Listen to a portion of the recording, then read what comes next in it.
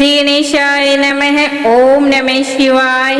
आज मैं लेके आई हूँ साधारण सोमवार व्रत कथा और विधि इस प्रकार। सोमवार का व्रत साधारणतया दिन के तीसरे पहर तक होता है। व्रत में फलाहार या पारण का कोई खास नियम नहीं है, परंतु यह अवश्य ही ध्यान में रखें कि दिन या रात में केवल एक बार ही भोजन करें। सोमवार के व्रत में शिव जी का पूजन करना चाहिए और माँ पार्वती जी का पूजन करना चाहिए। सोमवार के व्रत 3 प्रकार के होते हैं, जैसे कि साधारण प्रति सोमवार, सौम्य, प्रदोष और 16 सोमवार।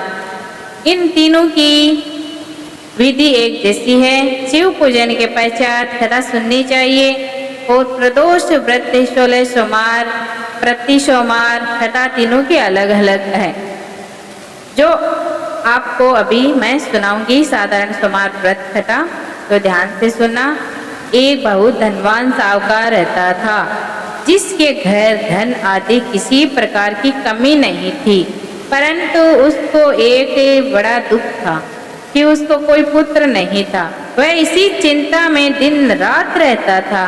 वह पुत्र की कामना के लिए प्रति सोमवार को शिव जी का व्रत और पूजन किया करता था तथा सायंकाल को शिव जी मंदिर में जाकर शिव जी के श्री विग्रह के सामने दीपक जलाया करता था।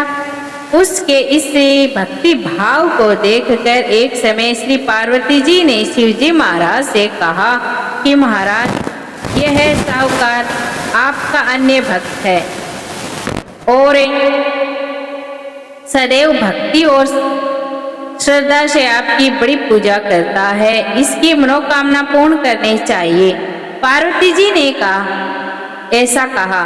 फिर शिवजी महाराज कहते हैं, हे पार्वती, ये संसार कर्म क्षेत्र है। जैसे किसान खेत में जैसा बीज बोता है वैसा ही फल काटता है, उसी तरह इससे संसार में प्राणी जैसा कर्म करते हैं वैसा ही फल भोगते हैं।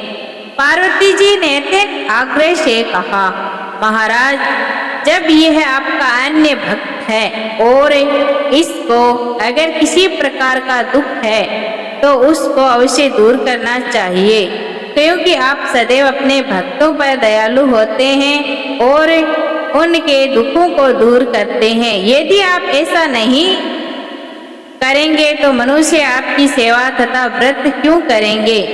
पार्वती जी का ऐसा आग्रह देख शिवजी महाराज कहने लगे, हे पार्वती, इसके कोई पुत्र नहीं है, इसी चिंता में ये दिन रात रहता है। इसके भाग्य में पुत्र नहीं होने के कारण भी मैं इसको पुत्र प्राप्ति का वर देता हूँ, परंतु यह पुत्र केवल 12 वर्ष तक जीवित रहेगा। इसके पश्चात वह मृत्यु लोक को प्राप्त हो जाएगा।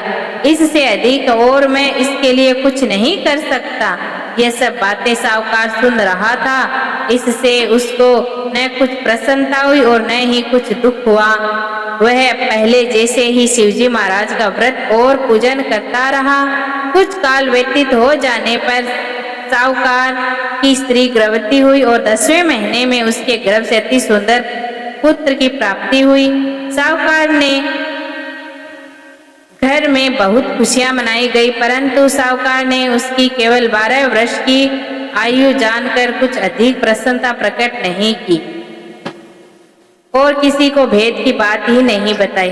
जब वह बालक 11 वर्ष का हुआ तो उस बालक की माता ने उसके पिता से कहा कि विवाह आदि के लिए कहा। साहूकार ने कहा कि अभी मैं इसका विवाह नहीं करूंगा, अपने पुत्र को काशी जी पढ़ने के लिए भेजूंगा। फिर साहूकार ने अपने साले अर्थात बालक के मामा को बुलाकर उसको बहुत सा धन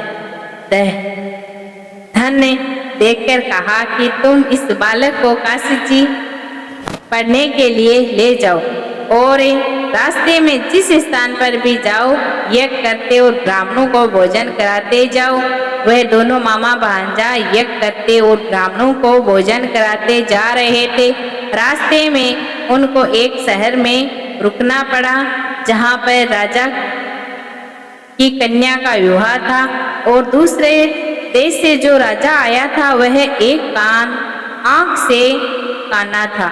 उसके पिता को इस बात की बड़ी चिंता थी कि कहीं कन्या वालों को पता चल गया तो किसी प्रकार की शादी में अड़चन पैदा न हो जाए। इसी कारण से जब उसने अति सुंदर सेठ के लड़के को देखा तो उसने मन में विचार किया कि क्यों ना दरवाजे के सामने इस लड़के से वर का काम चलाया जाए। ऐसा विचार कर वर के पिता ने उससे लड़के और मामा से बात की तो वे राजी हो गए। फिर उससे लड़के को वर के कपड़े पहनाए तथा घोड़ी पर चढ़ाकर दरवाजे पर लाया गया और सब कार्य प्रसन्नता से पूर्ण हो गया।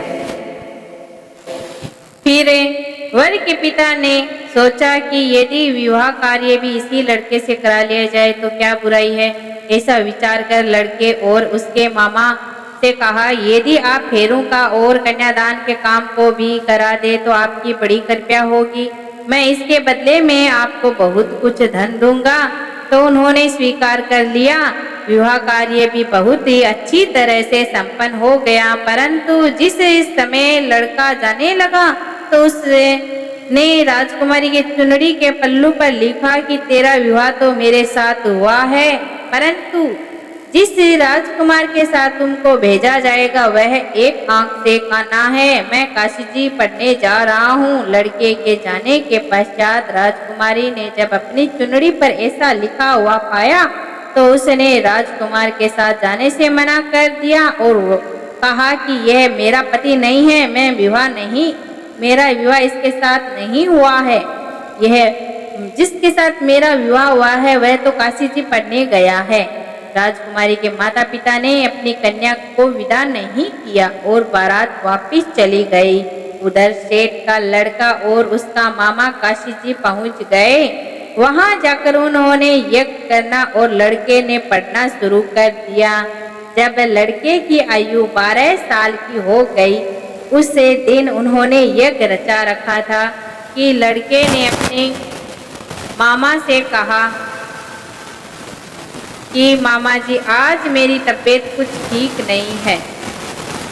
मामा जी ने कहा अंदर जाकर सो जाओ। लड़का अंदर जाकर सो गया।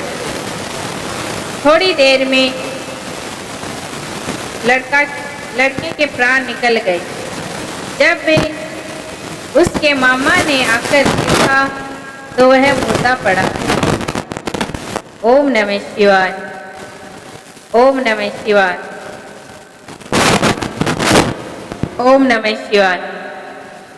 तो वह मुर्दा पड़ा है। फिर क्या होता है कि वह देखता है, बहुत दुखी होता है और उसने सोचा कि अगर मैं रोना पीटना अभी मचा दूंगा तो यज्ञ का कार्य अधूरा रह जाएगा। अतः उसने जल्दी से जल्दी यज्ञ का कार्य समाप्त कर ब्राह्मणों को जाने के बाद रोना पीटना आरंभ कर दिया। संयोगवश उसी समय शिवजी पार्वती जी उधर से जा रहे थे। जब उन्होंने जोर जोर से रोने की आवाज सुनी तो पार्वती जी कहने लगी, महाराज कोई दुखिया रो रहा है, इसके कष्ट को दूर कीजिए। जब शिवजी पार्वती जी ने पास से जाकर देखा तो वहाँ एक लड़का मुर्दा पड़ा था। पार्वती जी कहने लगी, महाराज यह तो उसी सेठ का लड़का है जो आपके वरदान से हुआ था। शिवजी कहने लगे, हे पार्वती इसकी आयु इतनी थी सो ये भोग चुका है। तब पार्वती जी ने कहा, हे महाराज इस बालक को और आयु दो, नहीं तो इसके माता पिता तड़प तड़प कर मर जाएंगे। पार्वती जी के बार बार आग्रह करने पर शिवजी ने उसको जीवन वरदान दे दिया और शिवजी महाराज की कृपा से लड़का जीवित हो गया। शिवजी पार्वती जी कैलाश चले गए। वह लड़का और मामा उसी प्रकार यज्ञ करते तथा ब्राह्मणों को भोजन कराते रास्ते में जा रहे थे घर की तरफ। तो रास्ते में उसी शहर में आए जहां उसका विवाह हुआ था। वहां आकर उन्होंने यज्ञ आरंभ कर दिया तो लड़के के ससुर ने उसे पहचान लिया। अपने जवाई को अपने महल में ले जाकर खूब खातिरदारी की और आदर के साथ लड़की और जवाई को विदा किया। जब वे अपने शहर के निकट पहुंचे तो मामा ने कहा कि पहले मैं जाकर खबर कर आता हूं घर पर। जब वे उस लड़के का मामा घर पहुंचा तो लड़के के माता पिता घर की छत पर बैठे थे।